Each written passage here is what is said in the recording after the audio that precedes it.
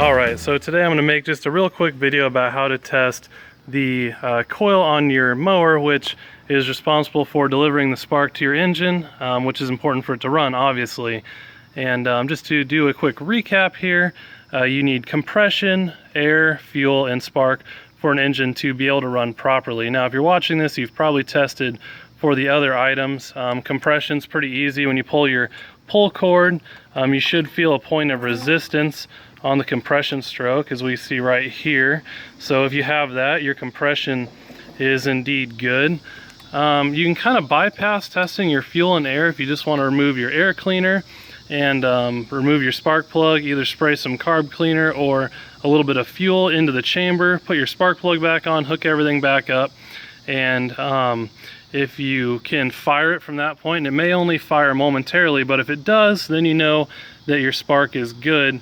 And you know, it'll usually light off with that even if the carburetor or whatever has issues, but you can move away from the spark and look elsewhere. But if you do that a few times and you don't get any fire at all, there's a good chance that your spark is bad, and you need to disassemble your mower to the point here that you can see where you pull the covers off, and you can get down and test your ignition coil, which is more often than not your issue. You know, spark plugs, they have a tendency to last a long time.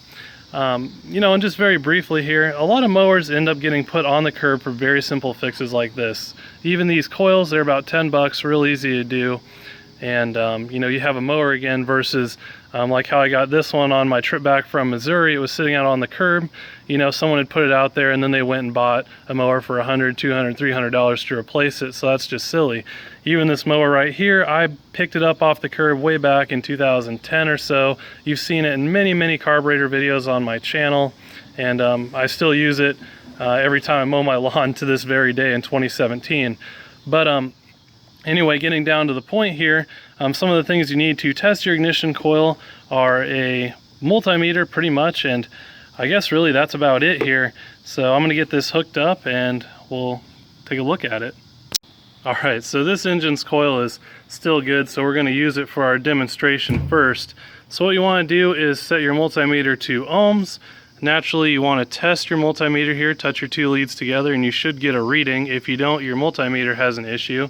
So anyway, we're good with our multimeter, and we're going to see if I can magically do this with one hand, make contact with our spark plug lead here, and we're seeing, and I'm moving it around a little bit. There we go. Now we're making good contact, and you sometimes want to scratch off on your coil there. Naturally, I have this just sitting here, but if you have two hands, you know, scratch a clean place through the rust and make contact. But anyway, you should see a reading anywhere between 2.5 to 5 kilo ohms, which we're seeing right here. So generally that's the range where most coils will still be good if they're displaying that. And anyway, I guess we'll move on to this one and see what it's showing.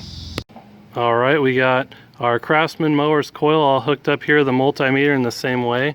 And I can't express enough to scratch a clean place, which you see I have done previously here to test this before it's on camera, but we're all hooked in here, and as you can see, we have absolutely no continuity within this coil, so we can accurately diagnose our no spark condition as a coil failure. And again, that's about a $10 item, and we can be up and mowing our grass again.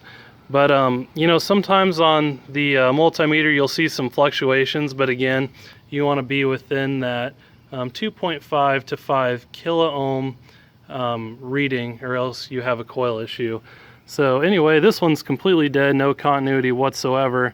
So at this point, I think we can determine that again, that it's junk and we need a new one, and with replacing it, we should be good to go again. But that's just a quick rundown on how to test a lawnmower's ignition coil and determine what's causing your no spark condition.